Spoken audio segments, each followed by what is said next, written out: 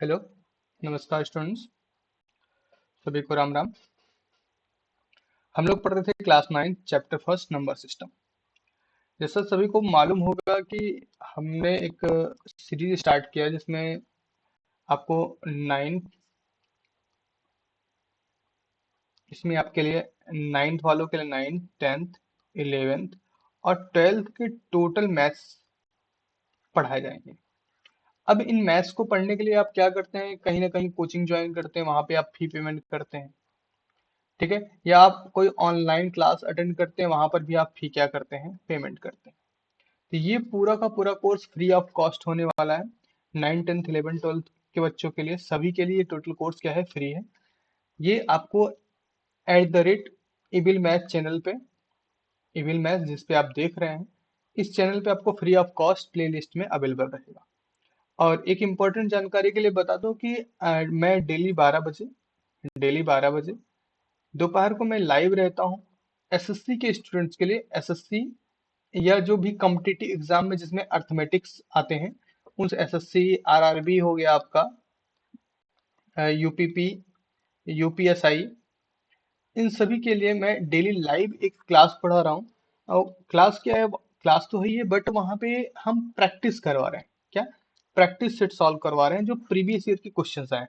मैं जल्द ही स्टार्ट करने वाला हूँ एसएससी, आरआरबी, यूपीपी, आज सभी कॉम्पिटिटिव एग्जाम्स वालों के लिए एक फ्री कोर्स, फुल मैथमेटिक्स, पूरा का पूरा कंप्लीट मैथमेटिक्स कोर्स रहेगा, जिसमें कोई भी चार्ज, किसी प्रकार का कोई चार्ज नहीं लगना है। जैसे क्लास 9 10 11 12 के लिए स्टार्ट हुआ है, 9th वालों का 1 तारीख से, मतलब दैट मीन्स 1 सितंबर, अक्टूबर से स्टार्ट हो गया। अब सितंबर से, 1 सितंबर से स्टार्ट हो गया है। 1 सितंबर से स्टार्ट हो गया, अभी कंटिन्यू चलता रहेगा। अब बाकी इन अदर क्लास वालों का 9th का स्टार्ट और 10th का 10 या 15 से डेट मैं अनाउंस कर दूंगा। जैसे इसका डेट अनाउंस कर दिया था मैंने, वैसे इसका भी डेट अनाउंस कर दिया। आप लोग अपडेट लेते रहिए। और जिनको भी अपडेट नहीं मिल पाती कब से क्या ओपन हो रहा है, क्या स्टार्ट हो रहा है, आप @इबिल मैथ्स के टेलीग्राम चैनल या व्हाट्सएप चैनल या किसी भी ग्रुप में आप ज्वाइन होके वहां से अपना क्विक अपडेट ले सकते हैं। ठीक है, चलिए फिर आते हैं अपने टॉपिक पे। हम लोग का आज का टॉपिक क्या है, ये एग्जाम्पल है आपका एक। So that 3.142678 is a rational number. हमको क्या शो करना है, ये एक रेशनल नंबर है। ये क्या है, रेशनल नंबर है। In other word express 3.146 from the P upon Q. इसको पी अपान क्यू के फॉर्म में करना है। इसको हमको क्या करना है, एक्सप्रेस। ये आपकी एनसीईआरटी में एग्जाम्पल है, एनसीईआरटी का एग्जाम्पल है। एनसीईआरटी में इसका एग्जाम्पल दिया गया, इसको बोला गया आपको शो करना है। ये क्या है, एक रेशनल नंबर है। अब इसको रेशनल नंबर आप कैसे बोलोगे? रेशनल नंबर होने के लिए हमारे पास एक 3 4 सिचुएशन पहले, बेसिकली तो बात करें तो p upon q, q does not equal to zero, यही इतना अगर फुलफिल होता है तो रेशनल की कैटेगरी में होता है। बट और मैंने भी बताया है कि या तो ये डेसिमल के बाद क्या हो, रिपीटिंग हो जाए, या डेसिमल के बाद टर्मिनेटिंग हो जाए, ठीक है, या ग्रुप रिपीटिंग हो जाए, या क्या हो जाए, ग्रुप रिपीटिंग हो जाए। तो चलिए ठीक है, देखते हैं ग्रुप रिपीटिंग हो जाए टर्म। यहाँ पे क्या हो रहा है, सीधा 3.14267 8, इसके बाद ये क्या होगा, आगे नहीं बढ़ा, सो ऑन नहीं गया, मतलब ये टर्मिनेट हो गया। और टर्मिनेट हो गया तो दैट मीन्स हम इसको लिख सकते हैं 3.14267 8। अब इसको पॉइंट को हटा दें हम यहाँ से, अगर पॉइंट को इसके हटा दिया जाए तो कितने, 1 2 3 4 5 6 डिजिट, 1 2 3 4 5 6, ये आपका हुआ। जहां पे ये आपका क्या हुआ, पी हुआ, और यहाँ पे आपका क्यू हुआ। और q does not equal to zero है, और q does not equal to zero होने की वजह से क्या है, ये रेशनल नंबर है। क्या है, रेशनल नंबर है। और इसको फ्रैक्शन के फॉर्म में लिखना है, तो इसका फ्रैक्शन फॉर्म भी हो गया। यही इसका क्या हो गया, फ्रैक्शन फॉर्म भी हो गया। क्लियर है बातें? बहुत से बच्चों को प्रॉब्लम्स होती है कि सर आपने पूरा स्टेटमेंट नहीं लिखाया। देखो एग्जांपल है, आपकी बुक्स में है, हमारा काम क्या है, इसको समझाना था कि आप इसको समझो कि क्या चीज की गई है। बाकी जहां पे लिखने की रिक्वायरमेंट होगी वहां पे हम आपको पूरा का पूरा नोट टाइप का लिख के छोड़ेंगे। क्लियर, ये क्वेश्चन समझ में आया? नेक्स्ट पे आ जाओ, ये भी आपका एग्जाम्पल ही है। सो दैट 0.33 सो ऑन, इसको लिखा गया 0.3 बार। B can be expressed in the form of P upon Q where P and Q are the integer Q does not equal to 0। बोला गया क्या इसको P upon Q के form में express किया जा सकता है? बिल्कुल किया जा सकता है। अब देखो सिंपल सा करेंगे कैसे, बहुत टफ नहीं है, बहुत सिंपल सा लॉजिक अप्लाई करना है। क्या दिया गया? 0.3333 सो ऑन, इसको हमने क्या कर लिया, मान लिया x इज इक्वल टू, ठीक है, इतना समझ में आया। उसके बाद ध्यान से देखो, एक ही डिजिट ऐसी है जो रिपीट हो रही है, 333, मतलब कितने डिजिट पे बार लगा हुआ? सिंगल डिजिट पे बार लगा हुआ। सिंगल डिजिट पे अगर बार लगेगा, जैसे 0.3 पे बार लगा, तो इसको सॉल्व करने के लिए हम बोथ साइड में 10 से मल्टीप्लाई करेंगे। अगर मान लो 0.25 पे बार लगा, तो इसके लिए हम क्या करें, 100 से मल्टीप्लाई करेंगे। 0.372 बार लगा, इसमें 3 डिजिट पे, तो हम क्या करेंगे, 1000 से मल्टीप्लाई। मतलब जितने डिजिट पे बार लगेगा, उतने जीरो वाले वन से हमको मल्टीप्लाई करना दोनों साइड। तो एक डिजिट पे लगा था, हम इसको दोनों साइड मल्टीप्लाई किए, क्या 10x बराबर क्या हो गया, 3.333। कुछ लोग नहीं समझ रहे हैं, इसको हम पूरा लिख देते हैं। 0.3333 सो वन इंटू 10, इंटू 10 हो जाएगा। इसको मल्टीप्लाई करोगे 3.3333 सो वन हो जाएगा, होगा। That means 10x is equal to something. अब ध्यान से समझो, हम 10x इज इक्वल टू क्या लिख रहे हैं, हम इसको लिख सकते 3 प्लस 0.3333 सो वन लिख सकते हैं, लिखा जा सकता है, पॉसिबिलिटी है, कोई दिक्कत तो है नहीं इसमें। जब ऐसा लिखा जा सकता है, इतने को आप क्या मान के रखे हो, यक्स मान के रखे हो। दैट मीन्स क्या लिख सकते हो, 10x is equal to 3 plus x हो गया। यक्स को इधर उठा लो, 10x minus x is equal to क्या हो गया, 3 हो गया। This imply that 9x is equal to 3। This imply that x is equal to 3 upon 9। 3 1 जा 3, 3 3 जा 9, क्या बन गया, 1 अपॉन 3। दैट मीन्स 0.3333 को क्या लिख सकते हैं, p अपॉन q के फॉर्म में हम क्या लिख सकते हैं, 1 अपॉन 3। अब बोला गया p and q are integer, देखो p इज इक्वल टू क्या है, 1 है, q इज इक्वल टू क्या है, 3 है, दोनों इंटीजर है, और q does not equal to 0 भी है। q does not equal to 0 भी है, तो ऐसी सिचुएशन में फुलफिल हुआ कि नहीं हुआ, q does not equal to 0। देखो भाई, जो बैनर के पीछे आ जा रहा है, जहाँ राइट साइड में मेरा फेस दिख रहा होगा, वहाँ बैनर के पीछे कुछ स्टेटमेंट आ जा रहे हैं। अगर किसी को कोई दिक्कत हो तो कमेंट बॉक्स में कमेंट कर दीजिएगा। कोशिश करेंगे कि ये वहाँ पे ना लिखा जाए। अभी सडनली ध्यान में आया, को पीछे कुछ 10x के बाद क्वांटिटी चली गई, बट आप सुनने पे ध्यान दो थोड़ा सा, जहाँ पे ऐसी सिचुएशन है तो वहाँ पे सुन के थोड़ा सा काम कर सकते हैं। क्लियर है? चलें आगे बढ़ जाए, ये बातें समझ में आ गई, एक क्वेश्चन सॉल्व हुआ, ठीक। चलो अगला क्वेश्चन क्या है, ये भी एक एग्जाम, जितने भी कराए आपके एग्जाम्पल्स ही हैं, आपके एनसीईआरटी के बुक्स में दिए गए हैं, ठीक। अगला क्या है, so that 1.272727 something p upon q where p and q are integer. यहाँ पे हमको क्या करना है, रिप्रेजेंट करना है पी अपॉन क्यू के फॉर्म में। क्वेश्चन क्या दिया गया, 1.272727 सो ऑन, इसको लिख सकते हैं 1.27 बार, लिखा जा सकता है 1.27 बार। अगर इसको हम लिख सकते हैं, दैट मीन्स अभी मैंने बताया, अगर दो डिजिट पे बार है तो किससे मल्टीप्लाई करना, 100 से मल्टीप्लाई करना। तो सबसे पहला काम, x इज इक्वल टू क्या हुआ, 1.272727 सो ऑन, ठीक है। 100 से मल्टीप्लाई कर दिया, 100x इज इक्वल टू 127 इन 0.2727 सो ऑन हो गया, होगा कि नहीं होगा, क्लियर।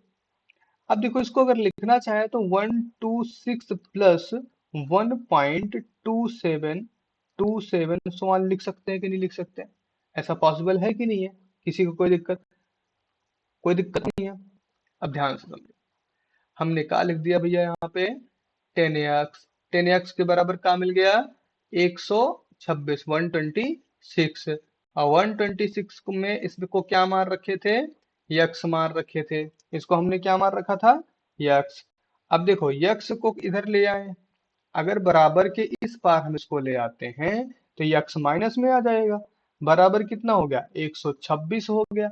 मतलब क्या हुआ 9x बराबर कितना मिल गया 126 मिल गया। 9x बराबर आपको कितना मिल गया 126। तो x बराबर कितना मिल गया 126/9 मिल जाएगा। 126/9 को अगर आप सॉल्व करोगे, 126/9 को आप सिंप्लीफाई करोगे, सॉरी 9 कहाँ से मिले भैया, ये 100 है, ये क्या लिखा गया, ये 100 है। 100 है तो क्या मिलेगा 99, मतलब 126/99। 126/99 मतलब क्या 9 से कटेगा, 9 एक कम 9, 3 12, 9 चौके 36, 11। मतलब क्या हुआ यक्स बराबर 14/11 आ गया। कितना हो गया यक्स इज इक्वल टू 14/11 हो गया। फाइनल है, किसी को कोई दिक्कत कोई तकलीफ, समझ में आ रहा है। यक्स बराबर कितना हो गया 14/11, मतलब 14/11 हो गया। डन। चलिए अगले क्वेश्चन की तरफ बढ़ते हैं। अगला क्वेश्चन क्या है हमारा, एग्जाम्पल ही है। एग्जाम्पल क्या है, find the irrational number between 1/7 2/7। आपको क्या बताना है, रेशनल नंबर बताना है, किसके बीच में 1/7 2/7 के बीच में। अब बताओ भाई इसका कैसे आप निकालोगे 1/2/7 के बीच में रेशनल नंबर। देखो इसको सॉल्व करने का सिंपल सा तरीका है, क्या करेंगे, देखो 1/7 और 2/7, इसके इसके बीच में हमको क्या चाहिए, इर्रेशनल नंबर चाहिए। क्या चाहिए, इर्रेशनल नंबर चाहिए। तो इर्रेशनल नंबर निकालने के लिए हमको सबसे ज्यादा आवश्यक क्या है, हमको सारे के सारे non terminating non repeating number चाहिए। क्या चाहिए, non terminating non repeating number चाहिए। बट ध्यान दो जब 1/7 को सॉल्व करेंगे डेसिमल में तो क्या आ जाएगा 0.14, 7 1 जा 7 2 जा 14 हो जाएगा, 2 8 हो जाएगा, 5 7, उसके बाद फिर से वही आ जाएगा, 7 7 49 1 50, एक 7 1 जा 7, तो मतलब 142 8 5 7 हो जाएगा।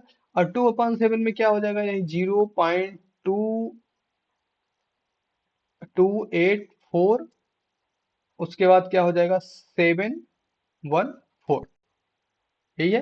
284 नहीं 5 बनेगा, हाँ 5 बन जाएगा, 285। इसमें भी ये क्या होगा रिपीटिंग में आ गया। अब इन दोनों के बीच में हमको क्या चाहिए, इर्रेशनल नंबर चाहिए। इनके बीच में हमको क्या चाहिए, इर्रेशनल नंबर चाहिए। इनके बीच का इर्रेशनल नंबर ध्यान से देखो क्या हो सकता है। अगर हम यहाँ पे थोड़ा सा बदले, 0.14 है ना, और ये 28 है, तो इसका मतलब अगर हम 0.14 से बड़ा 15 ले लें, कोई नंबर 15 ले लें, और उसके बाद हम यहाँ पे 0 लगा दे, फिर 15 लिख दे, फिर 0 0 लगा दे, फिर 15 लिख दे, फिर 0 0 0 लगा दे, फिर 15 लिख दे, फिर 0 0 0 0 लगा दे, 15 लिख दे। अब देखो इस तरह का नंबर इससे बड़ा है, मतलब 1/7 से क्या है, ग्रेटर है, और 2/7 से क्या है, लेस भी है। तो इनके बीच का नंबर हुआ कि नहीं हुआ, क्यों, क्योंकि यहाँ पे 0.285714 है, यहाँ पे 1428 समथिंग है, तो 14 की जगह 15 हो गया, तो ये तुरंत बड़ा हो गया ये। दैट मीन्स ये क्या हो गया, एक ऐसा इरेशनल नंबर हुआ जो इन दोनों के बीच में आएगा। ऐसा इरेशनल नंबर हुआ जो इन दोनों के बीच में आएगा। बातें समझ में आई, डन है, क्लियर है, किसी को कोई दिक्कत कोई परेशानी, भाई जिसको कोई भी दिक्कत परेशानी होगी वो तुरंत बताइएगा। चलिए आगे आते हैं अब हम एक्सरसाइज की तरफ। एक्सरसाइज 1.2 सॉल्व करना है हमको। कौन सा सॉल्व करना है, 1.2 सॉल्व करना है। 1.2 का सबसे पहला सवाल है, अब सारी थ्योरी हम आपको बता चुके हैं, किसी प्रकार की कोई ऐसी थ्योरी नहीं है जो हमने छोड़ रखी है। अब इसको आपको हमारे हिसाब से 1.2 अगर एक्सरसाइज आप देखो और सॉल्व कर दो तुरंत। फिर भी हम सॉल्व करा रहे हैं, ऐसा नहीं कि आपको हम सॉल्व नहीं कराएंगे, बट हमारी उम्मीद आपसे यही रहेगी कि इतनी थ्योरी पढ़ाने के बाद आपके क्वेश्चन सॉल्व हो जाने चाहिए। चलिए पहले क्वेश्चन पे आते हैं। पहला क्वेश्चन क्या है, state whether the following statement are true और फॉल्स। आपको क्या करना है, जो स्टेटमेंट दिया गया है उनको बताना है कि ट्रू और फॉल्स है, जस्टिफाई योर आंसर, अपने आंसर को भी जस्टिफाई करना है। मतलब आपका जो आंसर है उसको जस्टिफाई भी करना है, उसको रिप्रेजेंट भी करना है, उसके बारे में वेरीफाई भी कराना है। तो पहला स्टेटमेंट क्या है भैया? पहला स्टेटमेंट दिया, every irrational number is a real number. Every irrational number is a real number. अब सोचो, जितने भी इरेशनल नंबर हैं सबको बोल रहा है कि रियल नंबर। और आपको हम पहले ही बता चुके हैं, रियल नंबर किससे मिलके बनता है? रेशनल। किससे? रेशनल प्लस इरेशनल से। सभी रेशनल नंबर और सभी इरेशनल नंबर से मिलकर कौन बनता है? Real number. तो सिंपल सा लॉजिक है, इरेशनल नंबर जितने भी होंगे सब क्या होंगे? रियल नंबर होंगे। यही चीज तो बोला गया, every irrational number is a real number. तो पहला वाला हो गया ट्रू। पहला वाला क्या हो गया? ट्रू। अब इसका जस्टिफिकेशन भी करना है, तो जस्टिफिकेशन में यही लिख दो आप। जस्टिफिकेशन में क्या लिख सकते हो कि रियल नंबर हमेशा क्या होता है? Collection of rational and irrational होता है ना। क्या लिखोगे? Real number, real number is collection of rational and irrational. Rational and irrational. This implies that irrational numbers is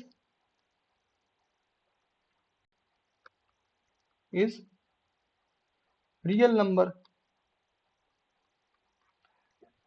irrational numbers is real number. irrational number जितने होंगे क्या होंगे? Real number हो जाएंगे। किसी को कोई दिक्कत? भाई बता दो, कोनो दिक्कत हो तो। एकदम बढ़िया। चले आगे बढ़े। चलो अगला पॉइंट पे आते हैं। अगला पॉइंट क्या है? Every point on a natural number, sorry natural number कहाँ बोल दिया मैंने? Every point on a number line. Number line पे जितने भी पॉइंट है is of the form under root m, where m is a natural number. जितने भी नंबर हैं, every point on a number line, number line पे जितने भी पॉइंट होते हैं is of the form under root m, सब के सब रूट एम के फॉर्म में होंगे, जहां पे एम क्या हो? नेचुरल नंबर हो गया। भैया पॉसिबिलिटी ही नहीं है। पॉसिबिलिटी है? बताओ भाई। किसी को ऐसा लग रहा है कि अंडर देर यहाँ पे बहुत सारे नंबर होंगे अंडर रूट टू और अंडर रूट थ्री के बीच में? अंडर रूट टू और अंडर रूट थ्री के बीच में। रीजन क्या है? बट ये रियल नंबर, नेचुरल नंबर के अंडर में नहीं आएंगे। ये क्या है? नेचुरल नंबर के अंडर में नहीं ना। देखो, एक रियल नंबर की लाइन हमने खींच लिया। हम यहाँ पे लिखे वन, यहाँ पे लिखे टू, यहाँ पे लिखे थ्री, यहाँ पे लिखे फोर। बोला जा रहा है कि जितने भी पॉइंट है सबको अंडर रूट के फॉर्म में रिप्रेजेंट कर सकते हैं। अगर हम अंडर रूट के फॉर्म में रिप्रेजेंट करें, जहां पे यम क्या है? नेचुरल नंबर है। यम क्या है? नेचुरल। अगर यम नेचुरल नंबर है तो root one, root two, root three तो नेचुरल नंबर में आते ही नहीं है। और वन से लेके टू के बीच में क्या इनफाइनाइट नंबर हो जाएंगे? और जब इनफाइनाइट नंबर हो जाएंगे तो ये क्या हो जाएगा? फॉल्स हो जाएगा कि नहीं हो जाएगा? फॉल्स हुआ कि नहीं हुआ? False. There are the infinite number on a number line. Number line पे क्या होगा? इनफाइनाइट नंबर लाइन होंगे between under root two and three that can not be represented या represented as a under root M, because M being a natural number, क्योंकि M क्या है? एक natural number है। क्लियर? डन है? चलो भाई, अगला अगला टॉप सॉरी अगला टॉपिक नहीं, अगला स्टेटमेंट हमारा क्या है? एवरी रियल नंबर या इरेशनल नंबर, जितने भी रियल नंबर होते हैं सब क्या होते हैं? इरेशनल नंबर होते हैं। भाई ऐसा तो नहीं सुना हमने। कि सुना आपने? किसी ने सुना कि जितने भी इरेशनल नंबर होते हैं सब रियल नंबर हो जाएंगे? देखो, हमने ये सुना है कि जो रियल नंबर होता है, जो रियल नंबर होता और रेशनल और प्लस इरेशनल होता है ना। इरेशनल होता है, रेशनल और इरेशनल होता है। लेकिन ये तो हमने नहीं सुना कि जितने भी इरेशनल होंगे, सॉरी क्या क्वेश्चन पूछा गया है आपका? Every real number is irrational. लेकिन जितने भी रियल नंबर होंगे, जितने भी रियल नंबर होंगे, सब क्या होंगे, इरेशनल होंगे। ऐसा तो हमने कहीं नहीं सुना, क्योंकि ऐसा अगर हो जाएगा तो यहाँ पे बोला गया रेशनल और इरेशनल का कलेक्शन रियल होता है, और जब सभी रियल इरेशनल हो जाएंगे तो भाई रेशनल कहाँ चला गया। रेशनल को हमने तो कहीं छोड़ दिया फिर ना। जब रेशनल को छोड़ दिया तो आपका रियल नंबर, क्योंकि रियल नंबर में हमने पहले यही पढ़ाया है कि रेशनल और इरेशनल मिलके रियल नंबर बनाएंगे। और जब रियल नंबर इरेशनल हो जाएगा तो रेशनल कहाँ गया, रेशनल छूट गया। दैट मीन्स ये पूरा का पूरा रियल नंबर इरेशनल नहीं हो सकता। ये वाला थर्ड वाला पार्ट भी क्या हो गया, फॉल्स हो गया। थर्ड वाला पार्ट भी क्या हो गया, फॉल्स हो गया। और क्या इसमें जस्टिफिकेशन देंगे, because real number can be rational number also, क्योंकि रियल नंबर जो होते हैं वो रेशनल नंबर भी होते हैं। Real numbers can be can be rational rational also. ये क्या हो सकते हैं, रेशनल नंबर भी हो सकते हैं, होंगे। समझ में आ रही बातें, कोई दिक्कत तकलीफ भाई किसी को, समझ में आ रहा है ना, एकदम क्लियर। चलो अगले सवाल पे बढ़ जाओ। अगला क्वेश्चन क्या है, एक्सरसाइज 1.2 का दूसरा क्वेश्चन है भाई। एक्सरसाइज 1.2 का क्या है, दूसरा क्वेश्चन है। क्या बोला गया, are the square root of the positive integers irrational. क्या बोला गया, are the square root of positive integers are the square root of positive integers irrational. If not, give an example of the square root of a natural number is rational number। भाई simple सा, इसमें क्या नहीं क्या दिक्कत है आपको, simple सा। एक सवाल पूछा, are the square root of the all positive integer irrational. नहीं भाई, नहीं होंगे। अब जैसे देखो, हम आपको बताएं, बोला जा रहा है कि जैसे अंडर रूट 2 ले लिया, चलो हो गया इरेशनल, इरेशनल हो गया। अंडर रूट 3 ले लिया, हो गया इरेशनल, ठीक है। लेकिन जैसे भी आप अंडर रूट 4 लोगे, तुरंत किस में आ जाएगा, 2 आ जाएगा। 2 इरेशनल ना होके क्या है, रेशनल है। 2 क्या है, रेशनल नंबर है। तो कौन सा नंबर है, रेशनल नंबर है। मतलब अंडर रूट 4 जो है, square root of the natural number 4 is equal to natural number 2 आ जाता है। और नेचुरल नंबर 2 क्या होता है, रेशनल नंबर होता है। तो ये जो पहला स्टेटमेंट लिखा गया, एक line, are the square root of the positive integer irrational, जितने क्या आप सभी के सभी पॉजिटिव इंटीजर इरेशनल होंगे, उनका स्क्वायर रूट इरेशनल होगा। तो बिल्कुल पॉसिबल नहीं भाई, उसमें क्या है, आपके इंटीजर में -1 -2 0 1 2 सब आ रहे हैं। तो चलो ठीक है, मानते हैं। बट क्या है कि under root 4, under root 16, under root 9, इन जगहों पे ये क्या हो जाएंगे, रेशनल हो जाएंगे। इन जगहों पे क्या हो जाएंगे, रेशनल हो जाएंगे। तो इसका मतलब क्या हुआ, पहले बात तो इनका क्या हो गया, नो हो गया, कैंसिल हो गया। अब इन्होंने बोला कि आप एक एग्जांपल दो, एक एग्जांपल आपके सामने दिख रहा है, ये अंडर रूट 4 = 2। तो क्या है, the square root of all positive integer are not irrational.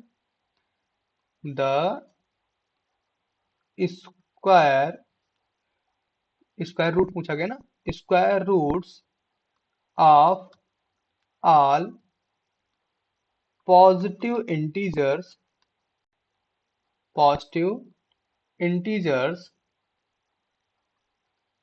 Are not irrational, are not irrational. For example, for example, under root 4 is equal to 2.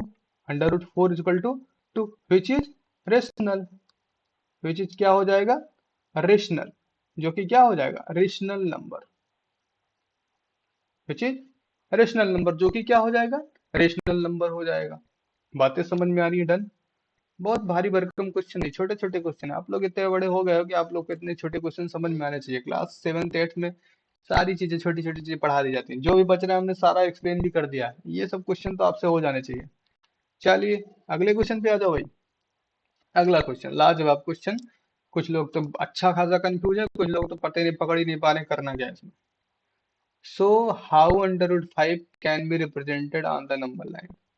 आपको शो करना है √5 को नंबर लाइन पे कैसे रिप्रेजेंट करें। अभी हमने आपको क्या सिखाया था, √2 सिखाया था, √3 सिखाया था। वैसे हमको करना क्या, √5। सिंपल सा देखो, हम रफली बता रहे हैं क्योंकि हमारे पास यहाँ पे इंस्ट्रूमेंट तो है नहीं। एक खींचेंगे सीधी सी लंबी सी लाइन, ये हमारा मान लेते हैं ओरिजिन। ओरिजिन से ये पहला यूनिट हो गया, ओरिजिन से ये दूसरा यूनिट हो गया। अब √5 दो तीन तरीके से ऑब्जर्व करने का कि हमको बेस का यूनिट कितना लेना है। अब देखो 5 है ये, तो √4 अगर रहता है तो हमको 2 मिल जाता है। मतलब √5 जो मिलेगा ये 2 से थोड़ा सा बड़ा मिलेगा। इसका मतलब हम बेस को 2 यूनिट ले सकते हैं। बेस को कितना यूनिट ले सकते हैं, 2 यूनिट लेंगे। तो बेस कहाँ तक पहुंच गया, 2। यहाँ पे ड्रॉ करो एक परपेंडिकुलर। देखो परपेंडिकुलर नहीं आ रहा भाई, जिगजैग आ रहा है, लेकिन परपेंडिकुलर मान। यहाँ पे लेना आपको 1 यूनिट। कितना यूनिट, 1 यूनिट। ओरिजिन को क्या करना है ना, उसको मिला देना है। ओरिजिन को क्या करना है, इसको मिला देना है। फिर उसके बाद क्या करना है इसमें, यही डिस्टेंस ओरिजिन से लेके ए पॉइंट तक की डिस्टेंस को लेके एक आर्क लगा देना है। एक आर्क लगा देना है। एक आर्क आके यहाँ कहीं कट करेगा, ठीक है, तो यही क्या हो जाएगा, √5 हो जाएगा। आर्क का यही हिस्सा आपका क्या हो जाएगा, √5 हो जाएगा। ठीक है। अभी इसका रिप्रेजेंटेशन तो हमने आपको बताया ही था, √2 सॉल्व कराया था, √3 सॉल्व कराया था। ठीक है, ये दोनों क्वेश्चन सॉल्व करवाए थे। उसी तरह अगर आप √4 करोगे तो 2 पे आके पहुंच जाओगे, तो कोई फायदा ही नहीं है इसको सॉल्व करने पे। √5 का क्वेश्चन आ गया आपको, तो √5 इस तरह से सॉल्व करेंगे। अगर पाइथागोरस के हिसाब से समझो तो देखो, इसको हम लोगों ने क्या लिया, 2 यूनिट लिया। इसको हमने 1 यूनिट लिया। तो देखो 2 यूनिट हो गया, 1 यूनिट हो गया। पाइथागोरस के अकॉर्डिंग क्या हुआ, बेस का स्क्वायर प्लस परपेंडिकुलर का स्क्वायर बराबर हाइपोटेनियस का स्क्वायर। तो बेस का स्क्वायर कितना, 2 का स्क्वायर प्लस 1 का स्क्वायर बराबर हाइपोटेनियस का स्क्वायर। तो 4 plus 1 is equal to hypotenuse का स्क्वायर। तो हाइपोटेनियस इज इक्वल टू क्या हुआ, √5 हो गया। लो, पाइथागोरस के अकॉर्डिंग भी प्रूफ हो गया। समझ में आई बातें। अब कुछ लोग सोच रहे हैं सर पाइथागोरस क्या बता दिया। पाइथागोरस के बारे में आगे जब लाइन एंगल्स हम पढ़ेंगे, चैप्टर है आपके सिलेबस में लाइन एंड एंगल्स, तो वहां एंगल ट्रेंगल्स जब वहां पे पढ़ेंगे, ट्रेंगल्स, वैसे ट्रेंगल्स आप पिछले क्लास में पढ़ चुके हो, तो वहां पे आपको पाइथागोरस पढ़ाया जा चुका क्लास 8th में। Pythagorean triplet, Pythagoras theorem, Pythagoras right angle triangle पे पाइथागोरस अप्लाई कैसे होता है, सारी चीजें आपको बताई जा चुकी हैं। ठीक है, समझ में आई बातें इतनी, क्लियर है। चलो भाई, तो आपका एक्सरसाइज 1.2 यहीं पे हो जाता है समाप्त। इसके बाद शायद क्वेश्चन 1.3 का आ जाएगा। तो 1.2 आपका यहाँ पे क्या हो जाता है, समाप्त हो जाता है। अब हमको क्या ध्यान देना है, कुछ चीजें हम ध्यान दे देते हैं। अब इसके आगे हमको कुछ बेसिक चीजें पढ़नी है। बेसिक चीजें पढ़ने का सेंस क्या है, अभी हम इसके आधार पे अगर आगे बढ़े, देखो पहला ही क्वेश्चन वहां पे क्या है, डेसिमल डेसिमल एक्सपेंशन का है। तो डेसिमल एक्सपेंशन है, तो आपको बहुत सारी चीजें हमने बता रखा है। अभी हम एक्सप्लेन करते हैं, चलिए बताते हैं। जैसे आपको पढ़ाया गया थोड़ा सा अगर याद हो, तो a⁴m × a⁴n बराबर क्या होता है, a⁴m+n। ठीक है, फिर a⁴m डिवाइड बाई a⁴n क्या होता है, तो a⁴m−n बताया गया है। तो इस तरह से आपको बहुत सारे पावर के फंक्शन पढ़ाए गए हैं, पावर के सॉल्यूशन, पावर को सॉल्व करने के तरीके बताए गए हैं, बताए गए हैं ना। जिसको भाई नहीं पता होगा वो कमेंट बॉक्स में कमेंट कर देगा, ताकि हम नेक्स्ट लेक्चर अगर जब स्टार्ट करें तो इनको पूरा समझा के तब स्टार्ट करें। नहीं तो हम डायरेक्टली पढ़ाना शुरू करेंगे तो आप लोग बोलोगे सर पता नहीं क्या पढ़ा दिए, हवा हवाई निकल गया। जब हवा हवाई निकल गया तो आपको समझ नहीं आएगा, तो आप बोलोगे सर फ्री में पढ़ा रहे हैं तो कुछ भी पढ़ा दे रहे हैं, आधा पढ़ा रहे हैं आधा नहीं पढ़ा रहे हैं। मेरा टारगेट है कि कुछ भी छूटना नहीं चाहिए, मतलब आपको 100% समझ में आना चाहिए। चलिए, तो जिसको ये पावर के फार्मूले नहीं पता होंगे वो कमेंट बॉक्स में कमेंट कर देंगे, ताकि हम नेक्स्ट लेक्चर क्या करें, यहाँ से शुरू करें, समझा के शुरू करें। चलिए, तो आज का लेक्चर बस यहीं तक, आगे की थ्योरी पढ़ाने के बाद 1.3 पे आएंगे। तो 9, 10th, 11th, 12th वालों के लिए बड़ी खुशखबरी है कि पूरा का पूरा मैथ्स जो है फ्री ऑफ कॉस्ट है, इसका कोई भी चार्ज नहीं पे करना है। आप क्योंकि कोचिंग में अच्छा खासा पैसा पे करते हो, पे करने से अच्छा आप यहाँ पे डेली आप टाइम निकाल के आप यहाँ पे क्लास अटेंड कर सकते हो, ठीक है। और एसएससी जो कंपटीशन की तैयारी कर रहे हैं उनके लिए हम 12 बजे दोपहर में डेली लाइव होते हैं 1 घंटे के लिए। उसके बीच में अगर किसी को कोई क्वेरी है तो वहाँ पे पुट कर सकता है। बाकी हम प्रैक्टिस सेट सॉल्व करवा रहे हैं एसएससी के लिए, एसएससी के जो प्रीवियस ईयर हुए हैं। इसके जस्ट बाद ही हम पूरा फुल सीरीज लॉन्च करने वाले हैं फुल सिलेबस का, जिसमें प्रीवियस ईयर क्वेश्चन के साथ साथ शॉर्ट टिक्स के कंटिन्यूड मेथड हो गए। कंटिन्यूड मेथड का सेंस ये है कि पूरा क्रम में जैसे पढ़ना चाहिए हमको, फुल सिलेबस, फुल नोट्स जिसको बोल सकते हैं, हम फुल नोट्स प्रोवाइड कराएंगे ताकि एक बार अगर आप कंप्लीट सिलेबस को पढ़ लो तो दोबारा आप उसी को रिवाइज करते रहो, आपको फिर किसी के लेक्चर की जरूरत ना पड़े, खरीदने की जरूरत ना पड़े। तो जिसको कोई भी इंक्वायरी करनी है वो 9696726252 पर क्या कर सकता है, व्हाट्सअप मैसेज कर सकता है, या @ibil maths ये है, इविल मैथ्स के अपने व्हाट्सएप चैनल पे ज्वाइन होके क्वेरी पुट कर सकता है। अगर किसी को कॉल इंक्वायरी करनी है तो वो इस नंबर पे कांटेक्ट कर सकता है। बट कोशिश करिएगा कि आप एसएमएस इंक्वायरी ज्यादा करो, क्योंकि कॉल इंक्वायरी में कंडीशन क्या है, आपके रिसीव होने के चांसेस थोड़े से कम होते हैं, ठीक है। ओके, कि या तो वेटिंग जाएगा या तो रिसीव होने के चांसेस कम रहेंगे, कि आपके नंबर कब आते हैं आपके ऊपर डिपेंड करता है, ठीक है। तो फर्दर आपको फास्ट इंक्वायरी के लिए या तो आप चैनल से जुड़ जाओ या फिर आप व्हाट्सएप पे एसएमएस करके कांटेक्ट कर सकते हो, ठीक है। तो बातें सबको समझ में आ रही हैं। चलिए आज का लेक्चर इसी पे बंद करते हैं। नेक्स्ट लेक्चर में मिलेंगे ये इन्फॉर्मेशन के साथ, आप लोग को ए की पावर m इंटू एक पावर n टाइप के पावर फार्मूले को समझाना है या डायरेक्ट एक्सरसाइज कराना है, ठीक है। आप लोग कमेंट बॉक्स में कमेंट कर दीजिएगा जिससे हम स्टार्टिंग से उसको समझा पाए। ओके, धन्यवाद सभी को, जय हिंद, राम राम।